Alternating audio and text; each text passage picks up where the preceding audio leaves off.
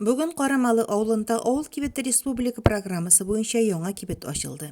Әлеге чарада муниципаль район башлыгы Марсель Шайдуллин, Татпатрибсоюз идарәсе рәисе Рашат Шаймарданов, район кулланучылар җәмгыяте җирлек җитәкчеләре авыл халкы катнашты.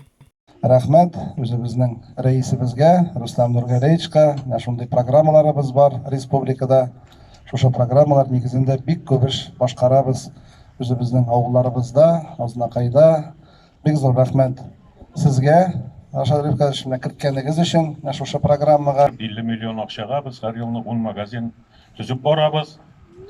Бу бик олы ярдәм безнең кулланучылар җәмгыяте оешмаларына.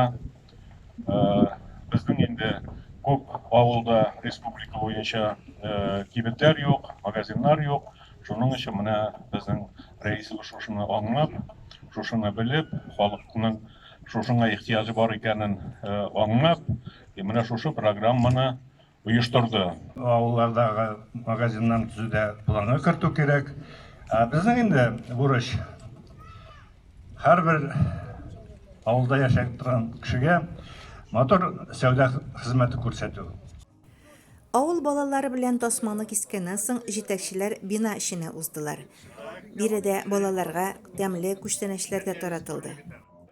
Кибетләр арткан саен халыкның сайлап алу мөмкинлеге дә арта. Бер генә магазины, монда выбор булачак инде дип өметләнәбез.